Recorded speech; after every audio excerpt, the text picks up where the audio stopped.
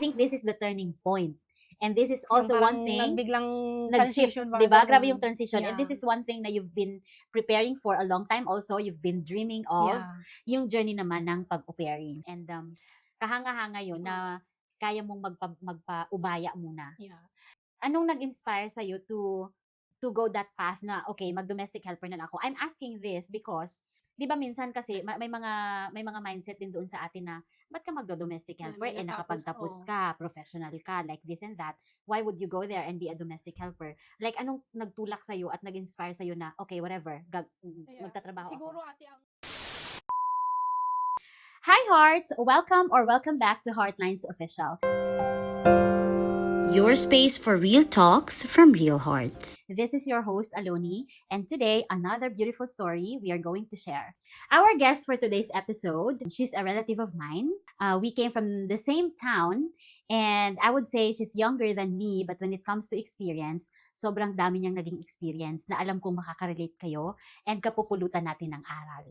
Ladies and gentlemen, please help me welcome Jessa May Manib! Yay! Ay, syempre, hug muna kita pala. Thank you. Oh, God. Thank you so much. Thank you so much for saying yes. Please have a seat. Parehas kaming kinakabahan kasi it's been a while. Last year pa yung pinaka-last ko na take, so medyo kinabahan din ako. Okay, Gang, how are you? Kinakabahan ako ate, syempre, pero super happy din na finally natuloy na yung matagal naming pinlano. Yes, I know. Matagal naming pinlano, so ngayon lang natuloy. Ako din personally, I'm so happy kasi nga, again, lagi kong sinasabi na hindi lahat ng tao ay willing na i-share yung personal nila ng mga experiences, yung personal nila ng mga pinagdadaanan. So I'm so grateful na pinagbigyan niyo din ako to share your story here on Heartlines Official. Alright, so I'm happy na okay ka. Ready ka na po? Ready na ako. Okay, ready na tayong dalawa. So, hindi na natin to patatagalin pa. Oh, yeah. I mean, may mga gusto ka bang batiin doon sa atin? Oh, yeah, of course. Gusto ko lang batiin yung unang-una, yung family ko na inaabangan din tong pag-guest ko dito. Alam kong papanoorin nila to dahil binanggit ko sa kanila before na mag-guest ako sa podcast ni Ate Aloni and sa mga friends ko din and sa mga friends ko din dito sa Europe na alam mo yun yung tinatanong nila, "Be, kailan yung kailan i-upload ni Ate Aloni yung video Episode mo? Ganon." So, sana mapanood nyo to and sana may ma-inspire ko kayo sa kwento ng aking buhay. Yes. Yeah. I mean, thank you for supporting Heartlines Official. So, okay, yung episode namin today, it's gonna be heart-to-heart na kwentuhan lang na, yun nga, let's talk about her experiences and kung ano doon yung mga makaka-relate kayo. Yes, paalis na din siya ng Netherlands. Paalis na siya ng Netherlands. So, let's talk about your experience here in the Netherlands. Yun nga, sabi mo, 1 year ka nang, natapos na yung 1 year mo dito sa Netherlands. But let's talk about how you coped up with all the adjustment here sa weather, sa culture, the overall experience, yung adjustment mo pagdating mo dito. How was it? Siguro yung sa weather nung una talaga. Syempre yung nung nasa Pinas pa ako, parang dream ko talaga na maka-experience ng weather sa ibang bansa, ganon. Nung una sobrang na-excite ako, pero nung naka-experience na ako, parang siya, like hindi ko mahirap siya kasi nga yung weather dito, like may 4 season tayo dito, di ba? Pero yung pinaka talaga yung winter kasi yung sa lamig, like hindi sanay kasi nga mainit, galing tayo sa mainit na bansa, ganun. Yeah. Naman, na-adapt ko din naman siya kasi yung mga tao dito kasi hindi nila inaantay yung perfect na weather, talagang lumalabas sila, ganun. Right. So parang na-learn ko rin yun, like yung ginagawa ko pag may mga free time ako, nakikipag-meet ako sa mga friends ko, like nagko-coffee kami, ganun, and then kain para at least naman like hindi mo kasi nakakalungkot yung weather dito pag winter, sobrang lungkot, nakaka-depress. Alam kong maraming nakaka-experience yan ng mga kagaya kong au pair, like yung doon mo talaga din mafe-feel yung Homesick. yung homesick pag winter, ganun. And sa kultura naman nila, sobrang nagustuhan ko, lalo na sa host family ko dito na alam mo yun yung walang nasasayang na oras sa kanila, like very occupied lahat ng oras nila, lahat may ginagawa sila, ganun, na mga activities, ganun. So yun yun yung parang nagugustuhan ko sa kultura nila. Yeah. Actually, Gang, ikaw talaga yung hinahangaan ko din pagdating sa paglabas-labas. Kasi nung mula nang dumating ka dito, as in, lagi mo siyang makikitang lumalabas-labas. Oo. She's so intentional na gawing active din yung life niya dito. Yeah. Like, marami din akong mga naging friends dito. Like, Yeah. minsan iba-iba yung minimit ko, ganun. Like, gumagawa din talaga ako ng way na meet sa mga friends ko, ganun. Ano siya, parang it's a thing to share with our au pair, lalo na sa mga bagong au pairs na pagdating nyo dito, lalo pag dumating kayo ng winter, make time, exert an effort to go out and meet new people. Yeah, and ang maganda rin kasi yung meron akong host family dito na talagang tinuring ako na parang member talaga ng family nila. Like, as in yung buong year ko sa ayan na, umiiyak. First pa lang yun. Kasi kasi patapos na ako and aalis na rin sa host family ko. Like, lagi kong sinasabi sa kanila na yung buong year ko dito talaga sobrang na-enjoy ko dahil sa kanila. Like, sila yung ginamit ni Lord para ma-experience ko yung life dito sa Europe. And yung buong year ko dito, like, sobrang gaan, like, sobrang gaan talaga, masabi kong sobrang gaan, kasi nga meron akong family na kagaya nila na, like, yung treatment nila sa akin, sobrang sobrang maayos yung nagiging treatment nila sa akin from day 1 na dumating ako hanggang ngayon na paalis na ako sa kanila. Parehas pa rin yung pinaparamdam nila sa akin. At pinapakita sa iyo. Yeah. Feeling ko iiyak na ako dito. Dito ka na maiiyak. Okay, so let's talk about your past experiences, right? Like before coming here as an au pair. Kasi sabi ko nga sa inyo kanina, she's younger than me, but when it comes to experience, sobrang grabe, sobrang dami niya ring mga pinagdaanan. And let's talk about right after graduation. Ito yung sobrang hinahangaan ko din sa'yo na nung nalaman ko na after before your graduation, parang may mga... Oh, yeah, actually. Before graduating, may mga... nag-stop mo na siya, di ba? Nakapag-stop ka and all that. No. Before graduation, ang dami mo rin mga pinasukang trabaho, and then bumalik ka sa pag-aaral, and after graduation, mas pinili mong lumabas ng bansa bilang domestic helper. Yeah. Which, let's talk about that. So, siguro nag-start akong lumabas sa comfort zone ko nung after my debut, after ako nag-18, kasi naalala ko nung mga time na yun ate, like, siyempre parehas kaming nasa college ni kuya, and then ni ate, tapos ako, pero magkaiba yung school namin nun. Bali, same school lang yung kuya at ate ko, tapos ako sa ibang school. Tapos naalala ko talaga nung nag-debut ako, parang kinausap ako ni mama at papa na, sabi nila, nak, if kung pwede, sabi nila sa akin na kung pwede mag-stop daw muna ako sa pag-aaral ko kasi nga hindi na nila kami kayang tustusan kasi nga parehas kaming nasa college ng dalawa kong kapatid. So nung time na yun, mahirap siya para sa akin kasi nga ayaw kong ma-left behind sa mga kabats ko. Alam mo yung feeling na like sila tuloy lang sa tapos ako maghihinto sa pag-aaral, ganun.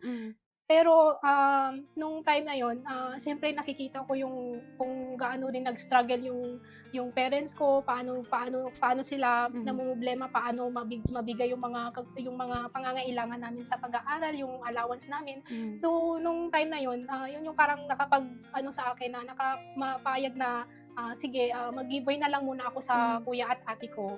So, yun, nag-stop ako nung second year college ako, tapos second sem yun, naghuminto ako. Pinatapos ko lang yung first sem, yung second sem, hindi na ako nag-aral noon. Ilang taon ka din nag-stop or ilang buwan ka din nag-stop or taon ba? Ilang semester? 1 year and second year, 1 year and a half, ganun. Matagal din yun Oo, parang second year ako, tapos may isang sem na lang, mag-third year na ako, ganun. Yeah. So, kumbaga 1 year and a half kang behind sa mga kabatch mo. Yeah, and then iba talaga siya sa feeling, ganun. Yeah. So, ayun nga, then naghuminto ako ng pag-aaral, then nag-try akong, nag-work ako sa Gensan sa mga hindi nakakaalam. Hindi kasi yung unang work ko talaga yung pumunta ako ng Gensan doon sa kapatid ng papa ko. Nag-stay ako doon ng ilang months, tapos naghanap ng trabaho, ganun.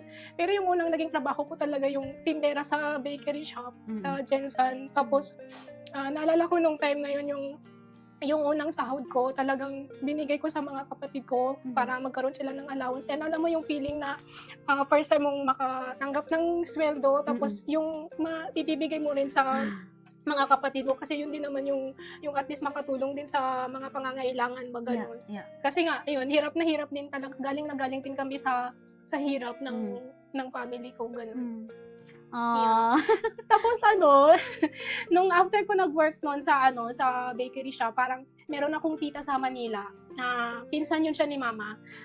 Parang sa akin yun siya nakipag-communicate na tinanong niya na parang inopen niya sa akin na naghahanap siya ng makakasama niya do'n sa Manila, sa bahay ng amo niya. Kasi katulong po siya doon sa Manila. Tapos naghahanap yung amo niya ng makasama niya doon.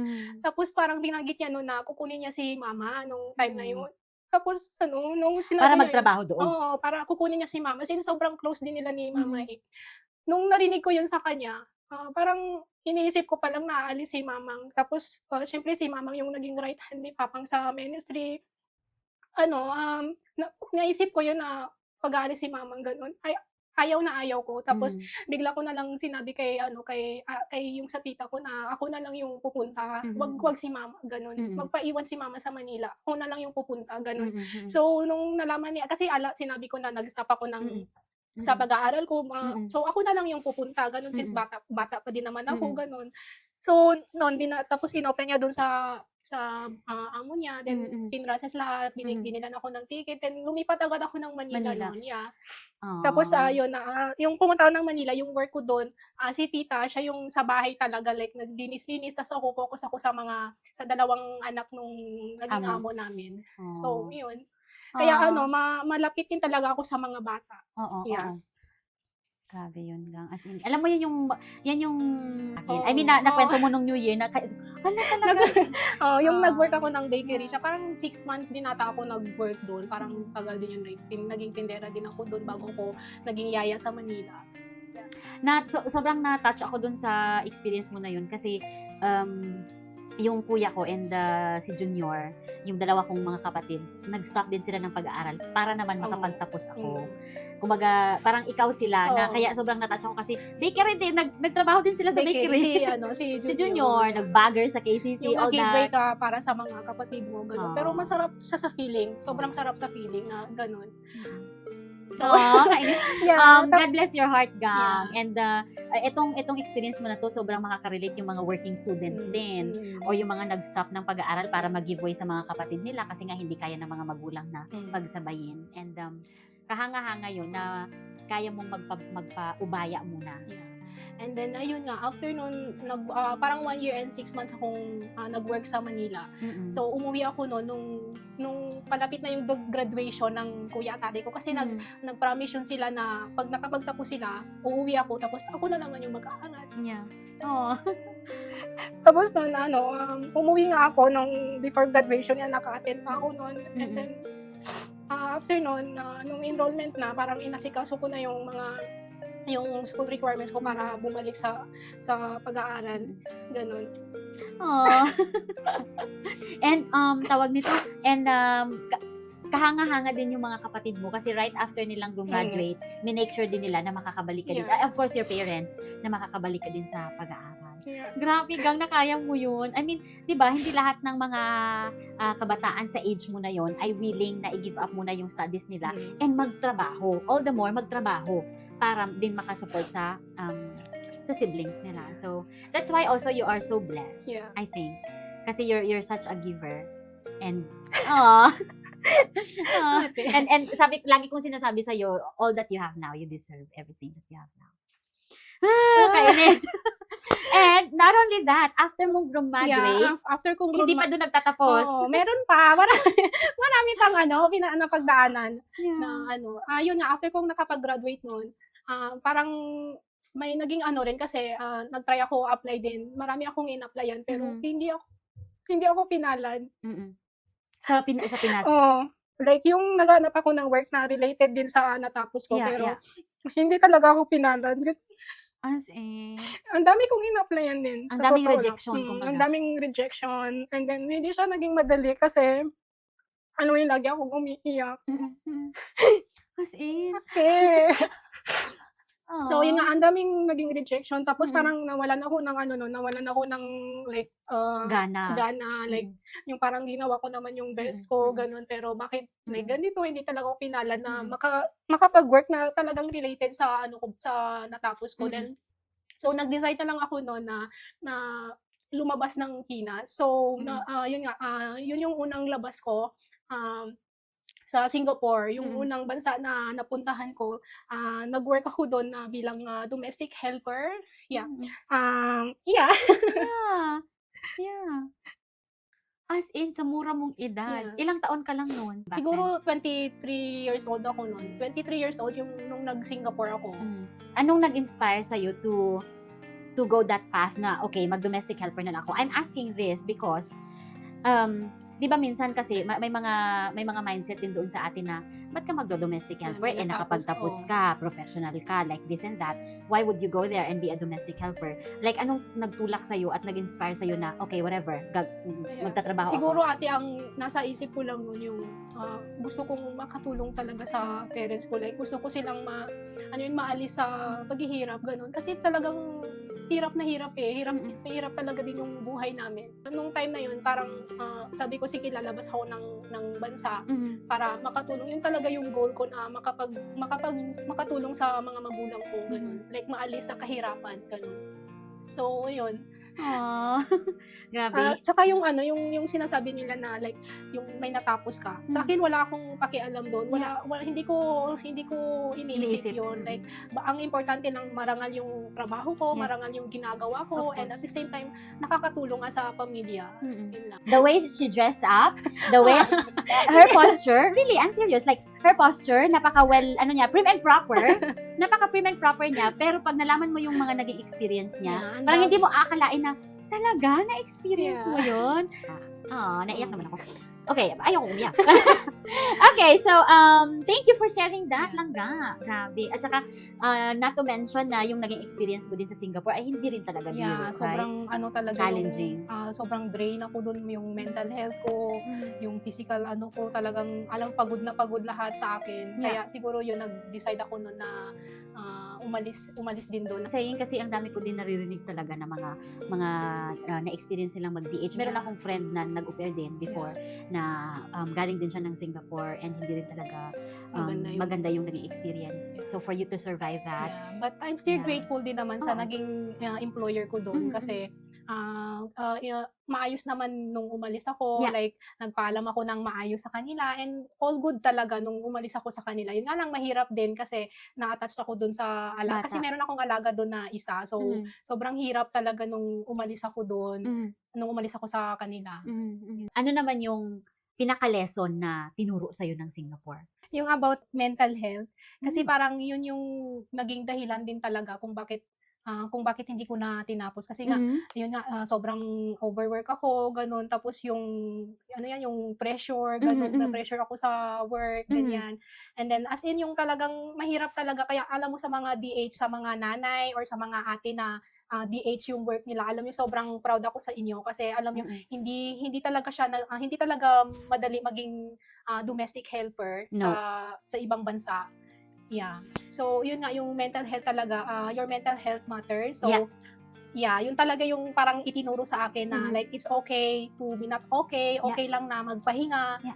Yeah. Kasi 'di ba, minsan sugod tayo ng sugod kasi nga may goal tayo na gusto ma-achieve. Talagang gusto mo, pero okay lang na huminto muna. Okay lang talaga na magpahinga muna. So, yun yung ginawa ko nung nasa Singapore ako. Very good. Ang ganda nun. Kumbaga, your mental health is your priority talaga. Kasi, if you're mentally stable, you can even be more productive. Like, mas magiging productive ka kung mentally stable din tayo. And, sabi nga nila, di ba, ang delikadong kalaban natin is ang sarili natin. What's in our head. Kung inspired pa ba tayo, okay pa ba tayo, may gana pa ba tayo na magtrabaho, or stuff like that. So then again, your mental health matters, and you should prioritize that. So ngayon, kung ano man yung kung ano yung mga dumarating na experiences din sa iyo ngayon, mas alam mo na din paano i-handle yung pagdating sa mental health mo din. Ganda nun, Gang. Thank you, Gang. Problema ba, ganun. So, doon ako nakapag-open up sa yung sa tatay. Kaya importante nga talaga yung pag-health mo na yung pag pinag-uusapan, ganun. And communication. And yung speak up kung ano yung if it feels heavy, ilabas mo lang, ganun. Makipag-communicate ka kung ano yung totoong nararamdaman mo. Isa din yan, yung communication natin. You really have to speak up for yourself kasi no one will ever walang ibang nakakaalam kung hindi mo i-share sa iba, ganun. So if you're ever in a situation ba na you really need to stand up and speak up for yourself, kasi alam mo, pag nakikita ng mga tao sa paligid mo na you can stand up for yourself, na you can speak up for yourself, hindi ka din naman nila basta-basta na, ano mo yun, hindi ka nila basta-basta how do you call that? You know, they cannot like bring you down that easy. Lalo pag nakita nila sa'yo na, kaya ko yan. Kaya ko kayong lahat. Anong hamon ng buhay, kayang-kaya. Kaya ko yung lahat. Okay, so, thank you Langga. Thank you. Ito naman, I think this is the turning point. And this is also one thing. Biglang transition, diba? Grabe yung transition. And this is one thing na you've been preparing for a long time also. You've been dreaming of yung journey naman ng pag-au-pairing. So, how was it when you decided na iiwan mo na yung life mo sa Singapore, balik ka muna ng Philippines kasi nagstay ka pa ng Pinas, right? 1 year. So, how was the journey, the preparation of taking this path na mag-au-pair ka? Did it ever cross your mind na uuwi ka ng Pilipinas and magpo-for good, magse-settle? Yeah, diba? You're in a long-distance relationship and sa mga LDR laban. Yung nasa background namin, no? Medyo lumaban ka pa, no? Laban, nag-start pa lang.